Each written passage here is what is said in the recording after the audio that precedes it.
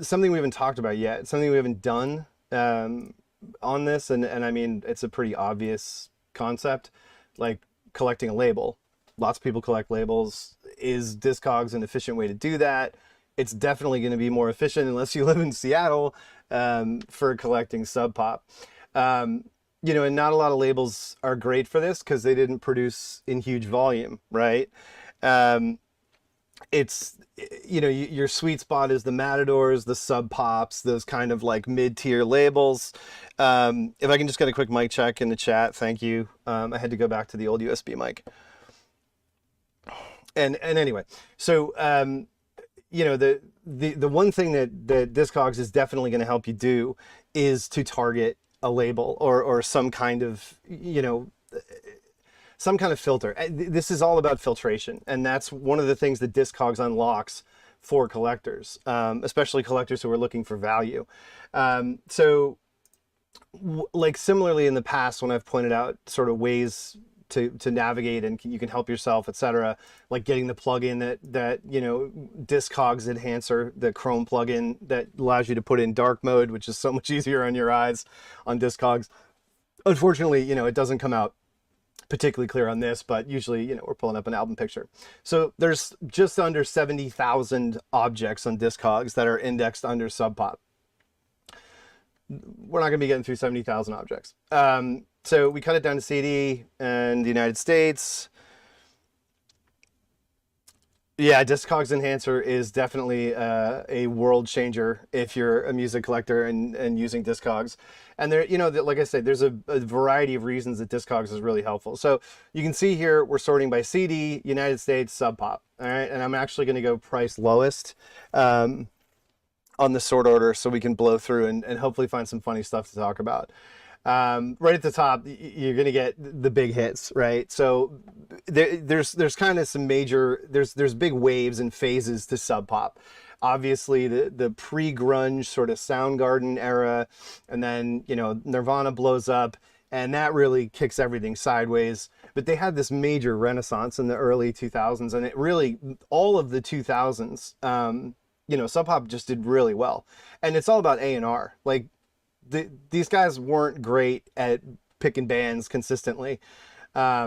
And they didn't start like nailing that as well until this point. I mean, in terms of commercial prospects, and they did too much of it. And you're going to see some examples of that too.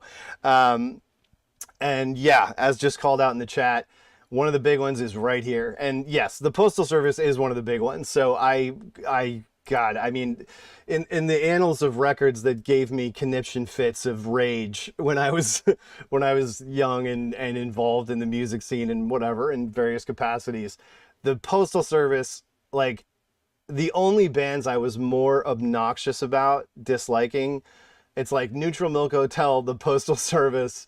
There's a couple others. I mean, it was ridiculous. Like, who cares, right?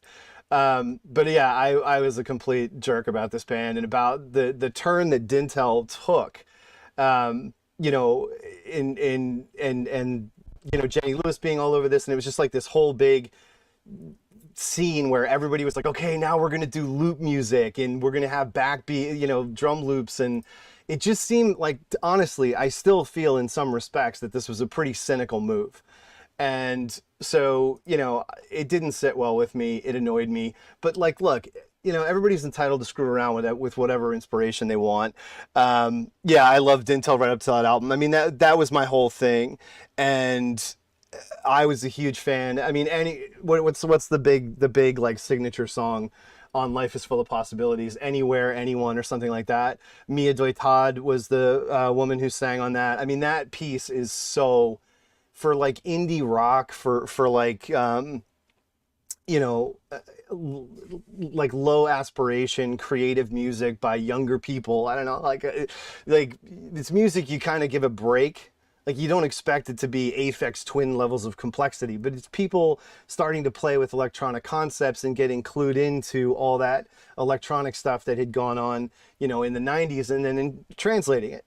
And I thought that was a fantastic record. Life is Full of Possibilities.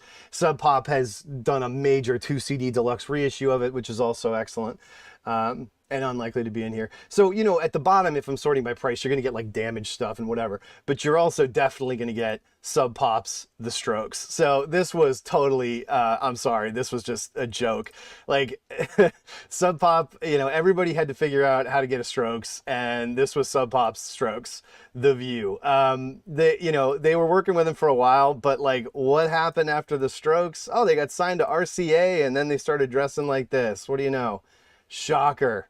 You know, whatever. It's just like ridiculous. And look, there's whole like there's a whole bunch of chancer bands with varying shades of like rock poses in the past. I mean, this is the heyday of like when you're going to get the Exploding Hearts and all these other, you know, like retro rock, like revival rock was a phrase that everybody was using as well. You know, all that time period of the big bands like the Strokes and the Vines and all that crap. Everybody was throwing up flags to see if they could get, you know, hooked up. Yeah, they were a band called The Audience before this. They were like major scenesters out there. Yeah, I mean it's like they were around, but they definitely took a shot after the Strokes at tweaking the entire proposal a little bit. The two fulls, that's another interesting thing. So Sub Pop in so many respects sort of functions in America in some respects the way that Domino functions in the UK. So you will see Sub Pop handling releases for stuff over here where you're like, what? For sure. I don't know how many of those we'll see here, but it was a thing to some extent, you know, continued to be a thing. Oh my God. Trembling Blue Stars, Broken by Whispers. There you go. CD only for 50 cents. Yeah, but there's another one where you're like, what? That's Sub Pop? Yeah, this was a project coming out of the Field Mice thing, and I actually talked about it before on another stream. Flight of the Conchords, that's going to be there all day. No question. And like, look, at the beginning, yeah, like David Cross's stand-up CDs, this is just like garbage. Hazel's an interesting case. You know, yeah, David Cross, talk about aging well. Wow. I mean, look, I was never a huge fan, whatever. Hazel's an interesting case. This band, I mean, they're like, they were around a long time. I've got a bunch of their records. I mean, Tori to Her Love was a pretty early shot. This is the one, I mean, I actually liked Are You Gonna Eat That? I picked up a copy. I remembered it. I have like their two early singles too on Candy Ass. Candy Ass was a good label. Yeah, the Grunge Beds. I think I still have the Shut Up CD. Yeah, I mean, I would imagine no one would pay anything for that. You know, Hazel's, check it out, see what you think. I mean, you know, figure out if it's something you're interested in. That's a band you can definitely get, you know, used for not much. Their profile's just not really where it needs to be. Lots of copies of Views Find Your Home on the lower side here. And then this is a really super obvious one. I mean, you know, literally used in a McDonald's commercial, was an enormous crossover hit just at the same time the Postal Service were going to be blowing up. You know, this record was just fabric early 2000s, and everybody had this. I had this, you know. New Slang is an undeniable little Wes Anderson cutie pie, you know, folky pop song, and obviously it went on to be featured in Garden State and have this just enormous life. But before it was in Garden State, it was used in a McDonald's ad, which was just like, what? And then like the guy, didn't he like fire his whole band after that or something?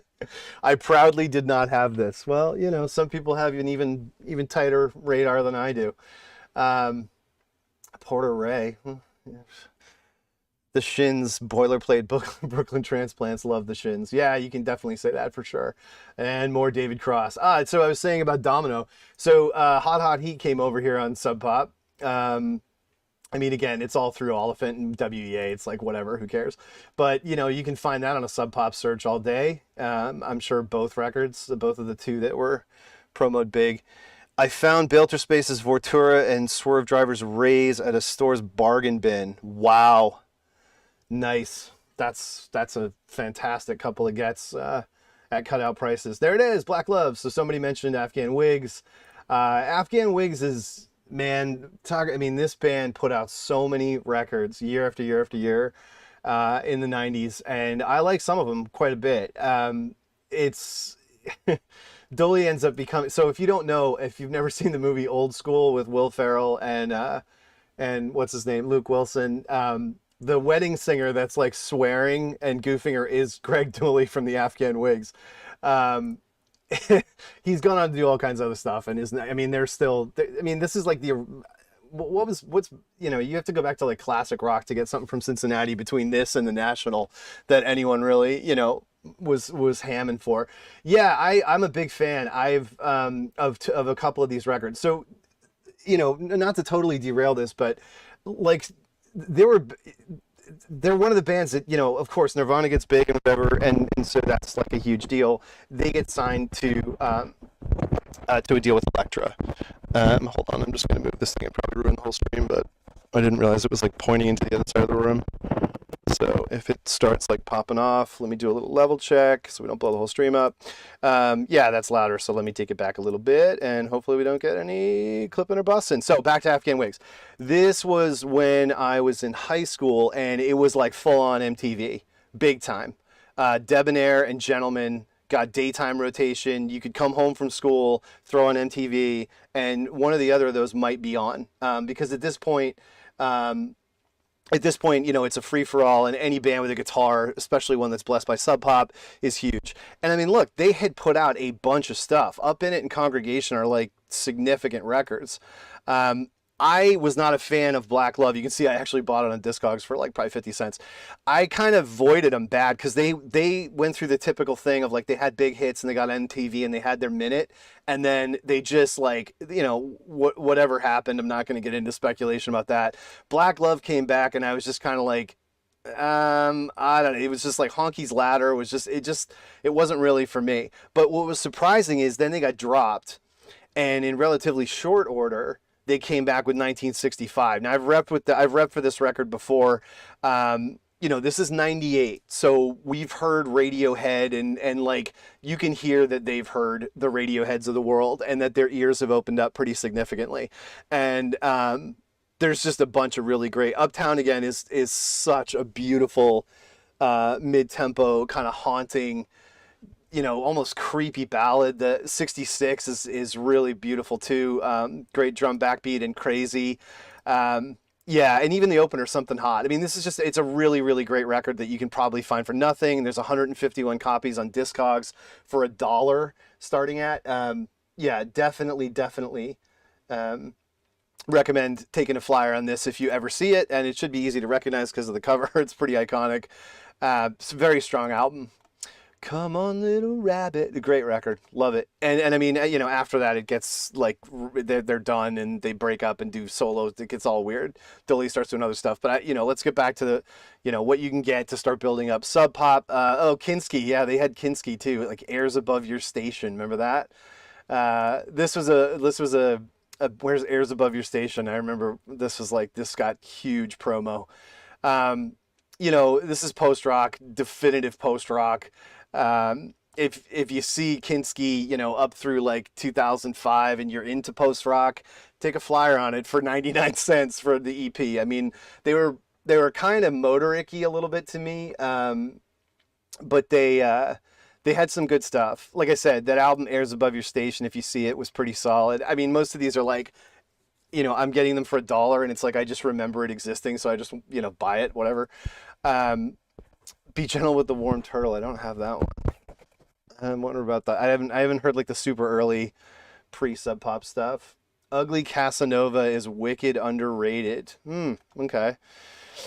All right. So we start flying through stuff. A lot of this is just like things that just didn't go anywhere. I mean, there's the period, somebody mentioned Beach House before early in the chat.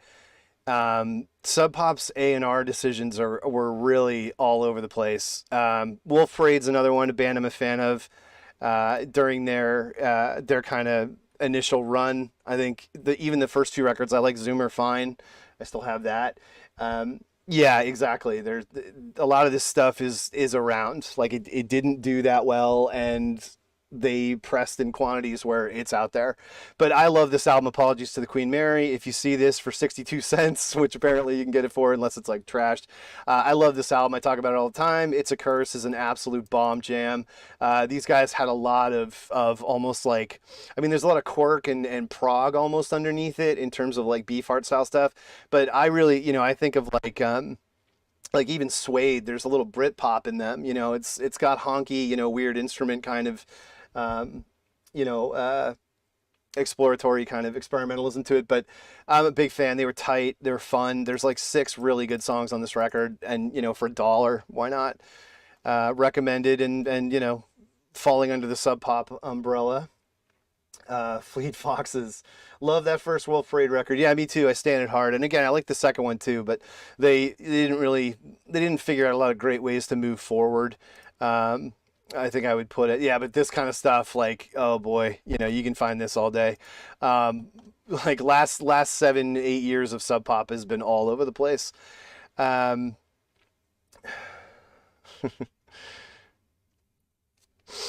Yeah, so the cheap stuff is pretty typical. Oh, Pigeonhead. So yeah, Pigeonhead is this is the project of Steve Fisk, and what he worked with Sean Smith during it. So Steve Fisk, he's like one of the OG people out here in this whole, Seattle scene, if you don't know. I'm actually a huge fan of his early experimental work, which was compiled as Over and Through the Night on K. This came out when I was in high school, and I was like going through a K phase, and I got it, and it's really cool. It's like early mid-80s looping sample-based experiments that Steve Fisk made. Like there's a great, like, Lying in Texas is this loop of a line of dialogue from the TV show Dallas, like going backwards and forwards. And it's there's a lot of cool stuff, like Preamble, and it's not, it's The Fire in Line. The Fire in Line has like this awesome, big 80s drum machine beat, samples like Ronald Reagan and or like some general or whatever. Then there's like he gets all these creepy Bible samples of preachers, the Kennedy saga. There's so much good stuff on this. I mean, think about like John Oswald and Plunderphonics and that type of mentality. This is a little more musical than that, but it's still like Sampledelia, cut tape and making loops in the old school way. If you ever see this, I mean, there's 15 for sale starting at $1.63. I really recommend it. I don't recommend Pigeonhead. Not trying to be a dick. This never did much for me. And this also intersects weirdly with didn't they do stuff with Rebecca Pigeon or something, I don't know if I'm getting confused. There's Carter Burwell had a band early. I'm getting mixed up. Forget it. Let me get back on track. Oxford Collapse. There you go. That's another one. The Oxford Collapse.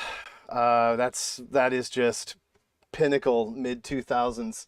No Band of Horses yet. Yeah, that's surprising. But I'm still in the slums of like cutout. There you go. This is a good one. All the the Rapture stuff. Like, I mean, this first one. I'm not sure that it's like. It's good, whatever. But they only had the one-off with Sub Pop. So in terms of focusing on Sub Pop, there's really only that. The Landfill is making me feel Oxford Collapse. But this is a good EP that you can get all day for nothing. I mean, they hadn't completed their whole like transition to Slick, whatever. They were just another kind of, DFA flyer band that was part of this scene of like, we're going to bring back, whatever. And I mean, you had different bands doing it. You had Outhood and Chick Chick Chick, and then you had, the DFA contingent. So it goes across the line. This is an interesting thing to talk about. It's legendary. The Hardship Post. So I'm not bringing this up because this band is particularly like groundbreaking, the greatest band ever. But there's another. Okay, someone you got a big fan because they're from Canada and Newfoundland. Yeah, actually, that's right. One of the people in the chat is from Newfoundland. So yeah, Halifax band, the Halifax Explosion. Yeah, this was like they got their big shot, and after doing like singles and stuff all over. Yeah, themselves, I guess. Yeah, they did their own cassette in '93. Quality. There's some quality Halifax fashion, 1993. No, the reason I clicked on this actually is Thermal's got some good syncs. Yeah, okay. Is this so Sub Pop had this thing where they had branded their promos. So like everybody was obsessed with radio stations and DJs and in-store people not selling their promos. Like this was a real thing in the physical media age. And that's why you see saw lines cut into CDs and for promotional use only stamped on it. Like this was going to shame people into not selling these. And at some point you wonder, like, what were they going to go into record stores and be like, yeah, we're going to sue you for having a promo copy for sale, and the hole punch and cutting off the top corner with it. Yeah, there's all these stupid things. Like they were obsessed with this, like the controlling of, their merch, the value or whatever. And I'm just like, wow, like, well, it did nothing. But I actually collect these. So I actually collect like the Sub Pop promo CDs because for me, this is what Diary looks like. Diary does not look like the Weeble Wobble cover for Sunny Day Real Estate. This is the copy I always had, and I think it's actually a much better copy. And I've mentioned this a long time ago as well. But infamously, one of the funny things is Codeine. So Codeine's The White Birch didn't have a title until like the day it went to production. So there are two different versions of this that are just called like TBA, and this one says like LP3, still untitled. This is one that was in Europe, so it looks a little bit different. The U.S. one looks, completely standard. This is Pond, again, TBA. So they're like rushing these out, way ahead of time to try and drum up advanced radio play and interest in them. And that's the other thing. So Dylan, you're mentioning exactly the reason that I pointed out. People will, for no reason, will hugely discount these when it's the same CD, and if you're ripping it to FLAC, it's the same file. And like the coolest thing about them is that they're actually different. So like on the Codeine one of the songs doesn't even have a title yet. The fourth song is just in parentheses. It says Rumblefish, and you get all these funny like promo blurbs and copy inside them too. Codeine are from New York City. Codeine were described as a group that uses tears instead of notes. Their songs are sung politely, accompanied by slow melodic noise. Not so obviously, the group's exercise of restraint, parentheses, tempo, comma, delivery, within the R&R scheme, is often an expression of inarticulate and inexpressed anger. Okay. Codeine will tour Europe from late April until June, supported by label mates the Spinanes. Like shit like that's awesome. I don't know. Anyway, yeah, and the fact, like as mentioned, that this is discounted is so funny. Like, yeah, exactly, Chuck. That's a good analogy. Like they think it's like a video game demo CD only having the first two levels or something. Yeah, it's really just such a strange mixture of ineffective thinking. But there are a whole bunch of these, and like usually they're indexed as like advance or promo or whatever. So Sub Pop did this for like most of their stuff, and I've collected a lot of it actually over time. I have a whole bunch more than that. Those are just the ones that are kind of more interesting. Shins again, more Shins. Oh, the Thermals. A deal for $1. Surely. I mean, this is more mid-2000s Sub Pop rock with a WK.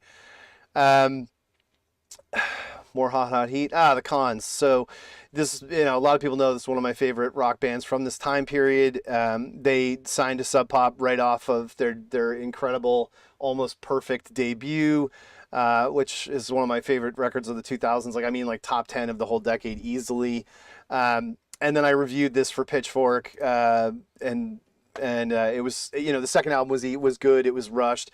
Nighttime, Anytime It's Alright, Shine a Light were fantastic. On to You, great, typical like mellow Con single. I love this band, and you should be able to get the majority of the Sub Pop. Sub Pop also reissued the debut as well, the Three Gut debut, which was like an infamous, one of the coolest things ever made. If everybody who's in the chat who already knows me knows this, but it came packaged with a match in it. So when you pulled the CD out, it lit the match. I mean, it's possible, but I still have mine. I have like number 280 something of this, hand numbered with the blue tips still in it, and It's just literally like cardboard stamped the Constantines. And it's just such an incredible album. Sub Pop reissued it in a regular, like a picture of the folded out thing. Kind of pointless. It's so dumb, but whatever. Still a great record. 24 for sale, starting at $1.63. I mean, this is what, if you like any kind of rock music, I can't recommend this enough. I can't recommend. Essentially, I don't think they released a bad album. They just got more and more mature and kind of like. Big dramatic crescendos on especially Kensington Heights. But yeah, I mean, I just an enormous fan of this band, and they've got 2 records on Sub Pop if you're going through that you'd probably be able to find, and this EP, which has their cover of the Talking Heads' "Thank You for Sending Me an Angel," which it's relatively straight. I'm not going to sit here and tell you like you got to hear the Constantines dudes talking "Thank You for Sending Me an Angel." Like, it's just the cover. But Hotline Operator is a good jam. And, for $1 to get this EP, go for it. I would. The phase when people forgot how to end a song, 2, 3. Yeah. Okay. Oh, there's some more David Cross hits. Good gravy. Yeah, that Rapture EP all day. And again, it's like this, think about sorting it this way, right? To give you ideas, right? And you can just like pen them down or whatever, keep yourself a running list, and like, you're probably going to come across this. Oh, you're definitely going to come across some Rogue Wave. Wow.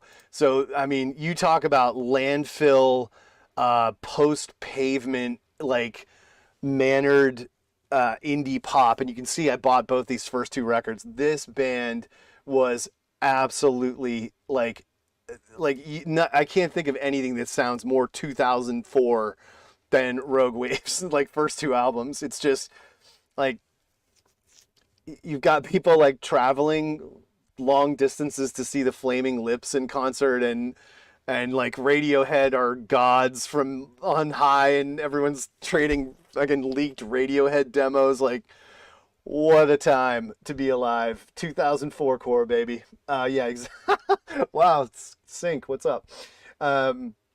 This band peaked at the 4th bill of the K-Rock Weenie Roast. We don't need to be that mean. I mean, look, I actually like these records, but I sort of like them almost as like ambient nostalgia for this time period, because they just, it's so of that period. It's just absolutely... Yeah, my yeah, nah, that's one year. Dead set, my yeah, nah. More Postal Service. There you go. Damon and Naomi. So I don't know if it's okay. It is. There were 4. So 3 of these are absolutely great. This whole Song to the Siren thing, if you're a big fan, go for it. So this is Damon and Naomi from Galaxy 500. After Galaxy 500 breakup in 1990, Dean Wareham goes and forms Luna. Luna signs an enormous deal to Elektra, and Damon and Naomi start their own band. They had been in a band called Magic Hour with blah, blah, blah, blah, blah. I always forget his name, and I'm just gonna look it up right now because it's so rude. Wayne Rogers. I always think of another famous guitarist, but yeah, Magic Hour were phenomenal. I've talked a million times about this incredible drone single called Heads Down. The single version is just perfect. You can get it on their Bandcamp right now, digitally. So, and Damon is like an enormous Twitter personality, rails against the record industry and Spotify and streaming. Like, he's very down that rabbit hole. Lifer, musician guy, Twisted Village, the whole deal. I've got that, minutia-wise, I go on forever with that. But Wondrous World, the first for Sub Pop, is a really solid record. I mean, more sad hits, generally speaking, this is what people are going to say. That's their favorite, Damon and Naomi album. It's literally a classic in establishing a continuity kind of from Galaxy. I mean, if you think about Listen, the Snow is Falling and the songs that Naomi featured on in Galaxy, this is the handoff to that. And it's such a beautiful album. It's really, really great all across the board, like something you should have. And again, look, I mean, probably one you could get used for not much, but the Sub Pop ones, Playback Singers and Wondrous, are really strong. Then they did some collabs, and again, the idea that you can get this for $1, sure, it doesn't, we can get into the whole ethics just because we're talking about David Krakowski, of buying used CDs or whatever, fine, but yeah, I really think these are great records, and you want to get them in your bag. Oh, Hot Town. This seems like a mistake. $1 for this. Thelema EP has my favorite Murder City Devils song on it, Midnight Service at the Motor Museum. This song is an absolute monster. You know, did the whole thing, I think, as good as it could get done before almost anybody had done it. Like this is, you know, this isn't like white belt music, but this is like this is this whole scene of like kind of pro drug, out of control, very macho, frankly, late 90s, early 2000s bands. Like in Boston, we had this band, the Lot Six. There were my friends Pilot to Gunner. I mean, it was like, look, it was a version of cock rock in so many ways. It is all about like male screaming, like men raging and whining, and like, I don't know. It's this is but this band was really good. I mean, it's funny. They almost started out as like a shitty rockabilly band. I'm not gonna lie. Like, I don't know what these guys were on in the debut. This thing is not worth it. But, you know, once they got signed to Sub Pop, they start, you know, here you go. Oh man, it's a Switchblade. These guys are dangerous. Like, it's empty bottles, broken heart. Like, does it get more 98 to 01 than this? Like, you know, Drowning Man, all these like white belty, you know, dudes rock bands, the Explosion. God, this is just such a funny, like, this whole period is so silly. Yeah, Dan was in Modest Mouse for a minute. Yeah. This is the Fast and the Furious yeah, movie poster font, probably is. But you know, like I'm ripping on kind of the era and the whole like how stereotyped and common and in common all the imagery and attitude and kind of like put on leather jacket, you know, smoking butts, Brian Jonestown Massacre bullshit that was, you know, sprinkled around all these bands. I mean, all the back home lead singers with the bangs, you know, like fucking doing, you know, splits and David Lee Roth shit on, like, I mean, look, it was really, yeah, caricatured is the only way to put it. And I mean, this is like right when I was out there, like playing shows with some of these bands. Never played with Murder City Devils, but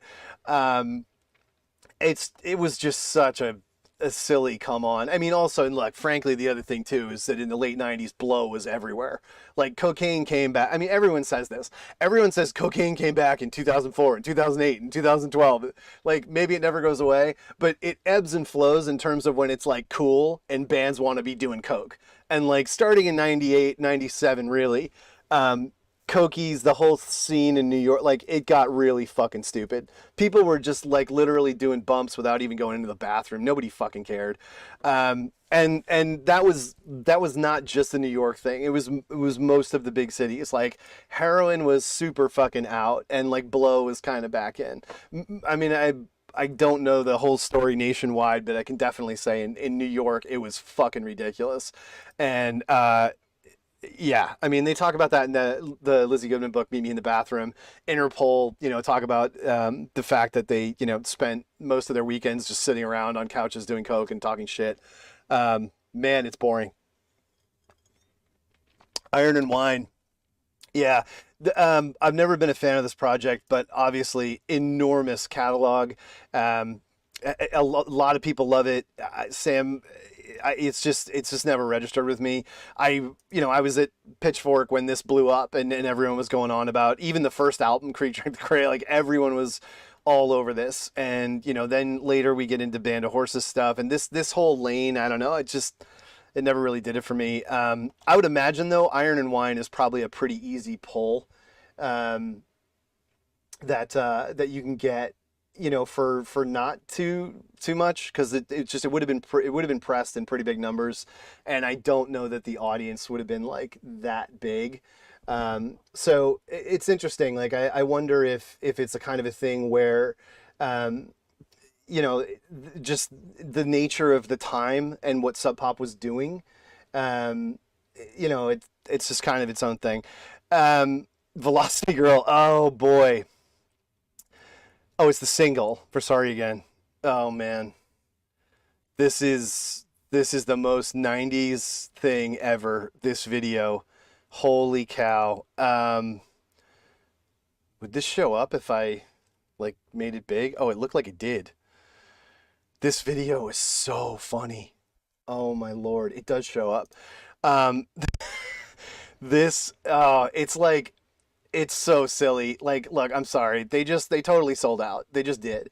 And this video's got like a lookbook in it. Like, she's got her outfit in this, and they got their background in this, and then, you know, they get the stained glass window, and then it's like, okay, let's switch the shot, next set, and then boom, we cut over to the next set, and now we got a new outfit, and it's green, and it's, oh my God. Oh, you get the jail shirt. That's another Sub Pop band. I mean, Sarah Shannon, whatever. I don't want to feel like bagging on. Oh, dude, so painful.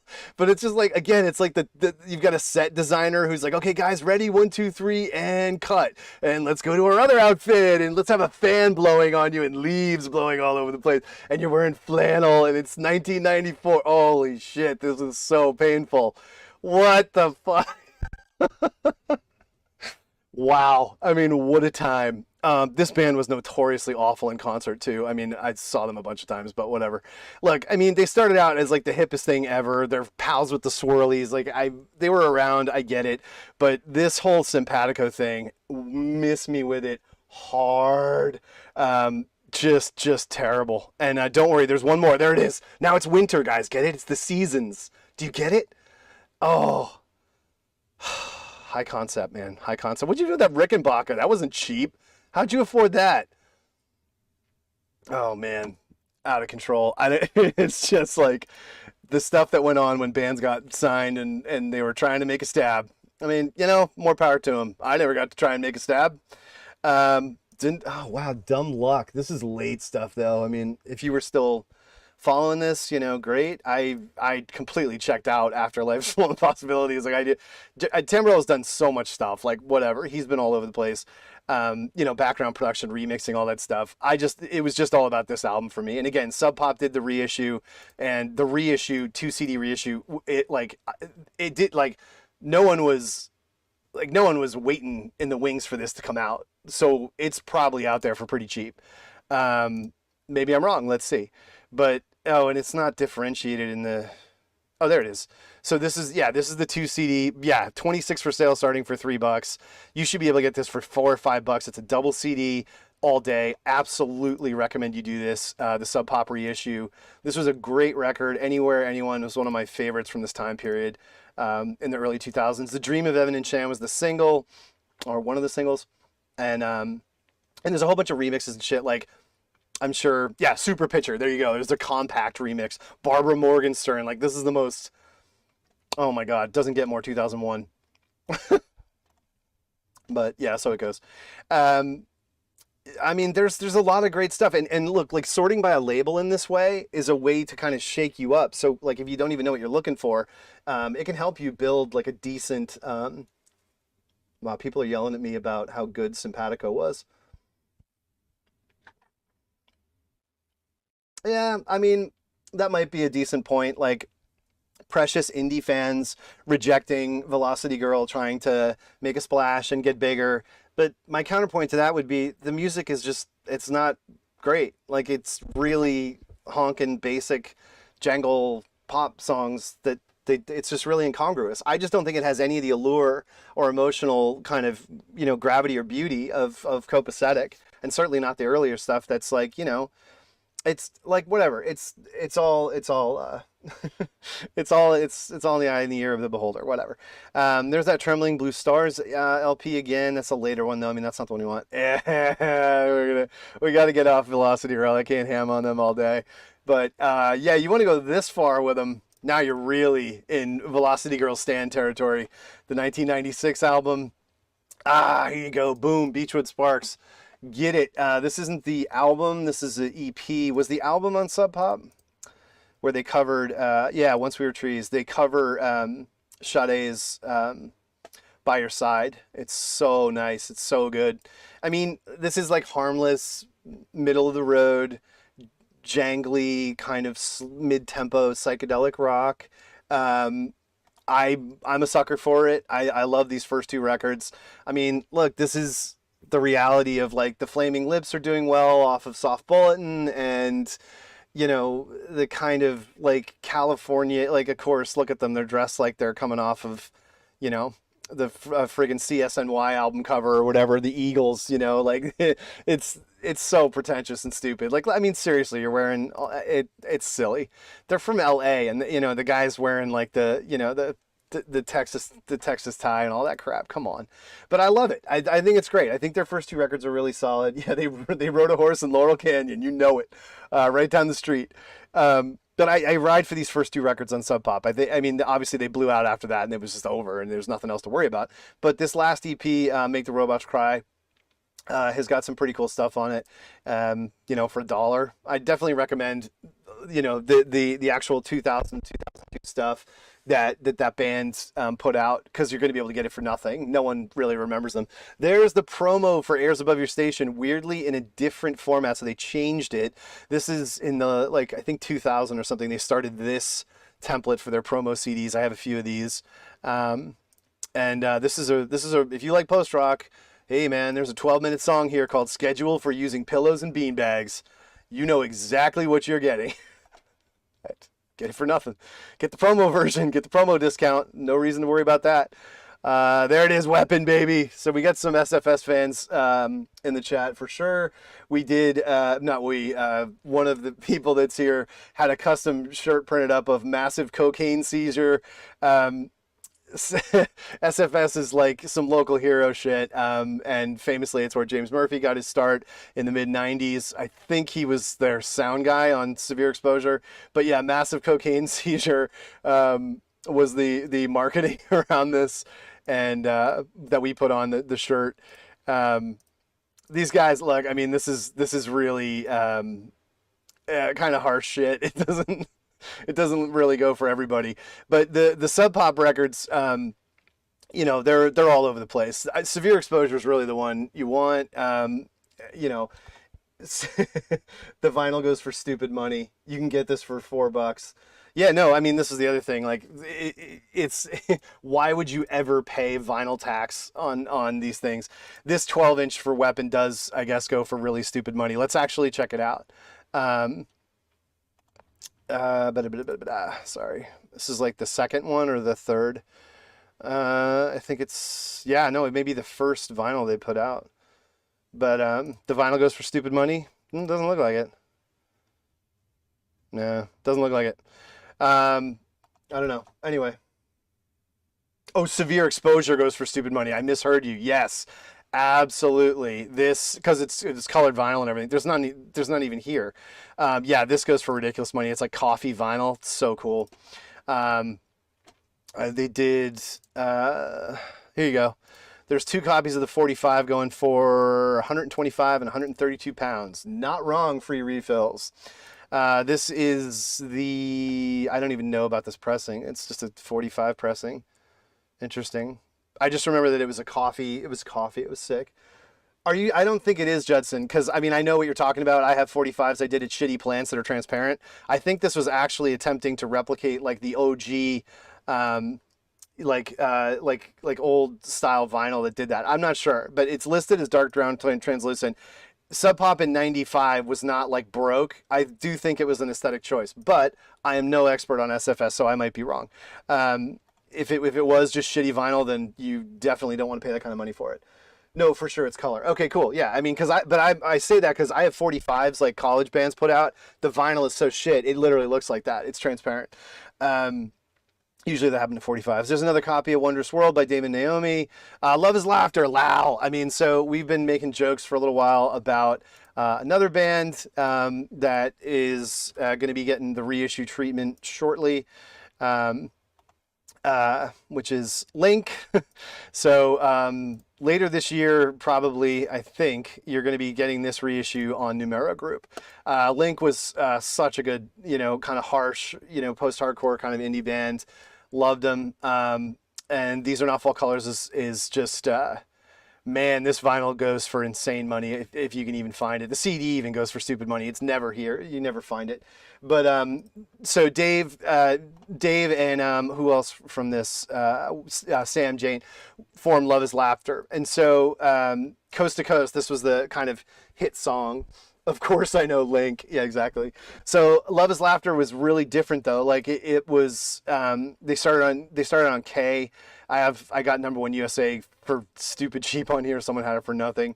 And then they went to Sub Pop. And so there's kind of this kind of faltering step here with Destination 2000, which I don't think is a very, very good album at all. But on Sea to Shining Sea, again, you talk about 2001. We just talked about the Rapture. We just talked about Rogue Wave, like hand claps and ba ba ba, multi-tracking harmonies and vocals in the choruses. Like it's all that shit. Coast to Coast is a great little early 2000s, jangle banger. Love it. I would definitely recommend Sea to Shining Sea for $1.20, whether it's the promo or the original. That's a fun record. For that money, definitely. It's another copy of the Nighttime single. I'm gonna have to get that one of these days. I actually don't even have that.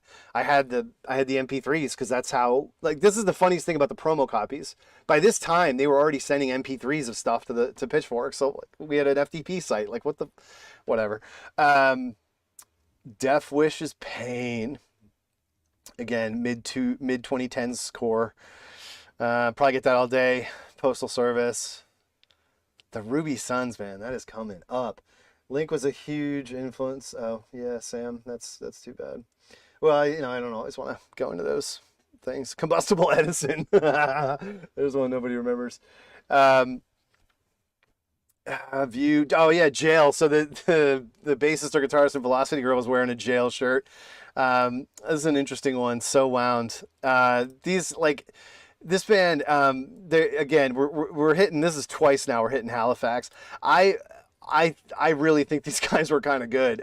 So Wound is an awesome record, but it's just kind of Halifax representing. Yeah, Don, you're getting plenty of press tonight. They what a name, Jail. But they only had a couple of records, and it's not to everyone's taste. Like I'm just gonna say the vocals they're up there. Like there's some going for it in this band, and it's pretty straight ahead indie rock. But again, I'm sure you can get this for absolutely nothing if you're curious about like. Yeah, everyone's playing the alphabetizing game. Later on, if you're curious about this kind of music or whatever, especially the Halifax scene of this time, this early 90s, like, whole thing with Sloan and all that stuff, being able to get it for nothing.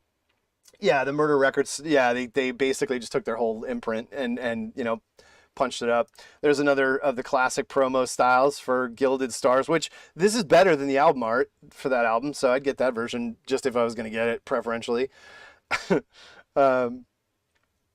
What's another couple we could find real quick? Let me just March to Fuzz. Why don't we invert it for fun at the end, and I'll do the highest priced Sub Pop stuff. We know it's going to be the single guaranteed. Well, that's just a goof. I don't understand why. So the Numero box set for Codeine. What is this? Factory sealed nonsense for Nirvana. Codeine. Blood, Guts, and I don't know, oh, it's because it's autographed. Okay, whatever. Autographed Middle East Cambridge Flyer. Yeah. It's funny, almost all that high ticket stuff is the Numero reissues. Super Sucker, Smoke of Hell. That is definitely out of print. I don't know if it's $200 out of print. But this is their debut, and then if you're a fan, I don't understand why that would be going for much. Yeah, that's bizarre. You can get the CD for nothing. What the hell is that? Oh, it must have been the vinyl. Yeah, I don't know why. It must have been the vinyl. Anyway. No Dwarves album should be more than $3. I don't know. The poo-poo pee-pee punk stuff, if you're in the mood, whatever. I don't know. That album was everywhere, just because obviously the cover.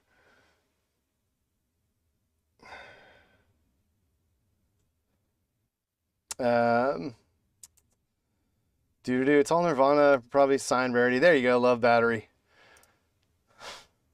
Was waiting for this to come up.